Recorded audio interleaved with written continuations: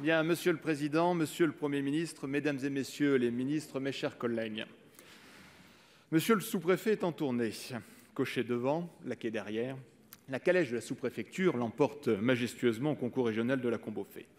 Sur les genoux de Monsieur le sous-préfet repose une grande serviette en chagrin gaufré qu'il regarde tristement. Et si Monsieur le sous-préfet regarde si tristement sa serviette, c'est qu'il sait qu'il va être la victime collatérale de la crise des gilets jaunes et des errements de l'administration pendant la période Covid. Victime par ricochet, Monsieur le sous-préfet est d'autant plus triste après vos dernières annonces, Monsieur le Premier ministre. Monsieur le Premier ministre, vous avez certainement lu comme nous la lettre d'Alphonse Daudet. Vous en avez pris sûrement beaucoup de plaisir.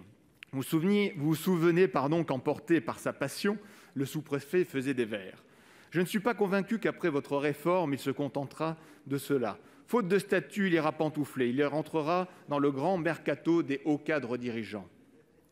Peu à peu, l'État sera vidé de son armature et de la stabilité qui fait sa marque. Ou alors, il faudra que nous acceptions une autre fonction publique qui succombe au chant des sirènes, se sonnant et trébuchant de rémunérations comparables à celles du privé.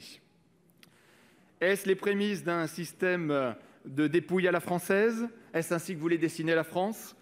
Le problème n'est pas la qualité du corps préfectoral, mais c'est ce qu'on attend de lui comme serviteur d'un territoire, le cadre qu'on lui offre pour accomplir sa mission.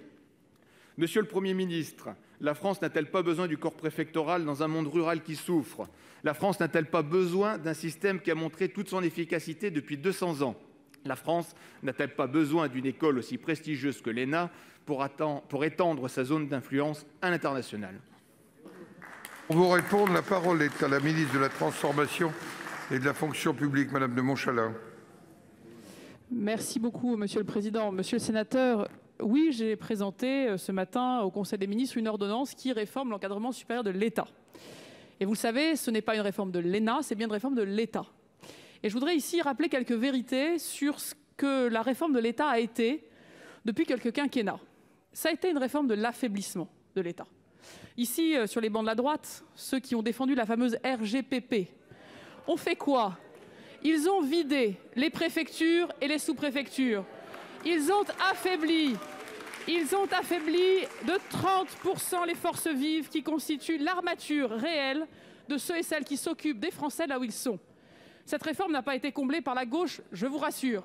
Aujourd'hui, nous sommes un gouvernement qui ne cherche pas à avoir une approche comptable, qui cherche à remettre sur le terrain des hommes et des femmes compétents, choisis, parce qu'ils ont eu du métier, une formation et qu'ils répondent aux besoins des Français.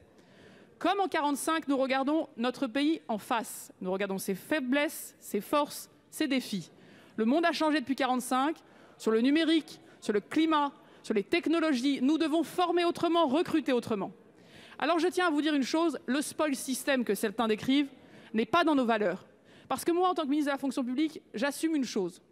D'abord, c'est de remettre des fonctionnaires et des hauts fonctionnaires sur le terrain. Je suis la première ministre de la fonction publique depuis 15 ans à avoir remis dans les départements des hommes et des femmes de hauts fonctionnaires. Ce sont les sous-préfets à la relance. Vous les avez critiqués. Voilà. Ensuite, j'assume aussi, messieurs et mesdames, de défendre le statut de la fonction publique. Parce que j'entends des anciens ministres, certains de mes prédécesseurs, de la droite, tout simplement appeler à bazarder le statut de la fonction publique. Plus de statut que des contrats. Et donc, c'est ce que nous ne choisissons pas de faire. Enfin, j'assume autre chose.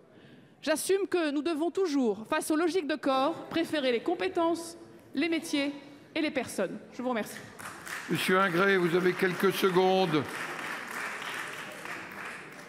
Madame la ministre, j'étais rassuré par une chose suite à l'intervention du ministre Longuet. Je pensais que votre réforme avait été construite sans la participation des énarques. Mais suite à l'intervention du sénateur Longuet, j'avais oublié que le Premier ministre avait été énarque. Et donc, je pense que c'est une raison de plus pour défendre l'ENA ainsi que le corps préfectoral. Merci.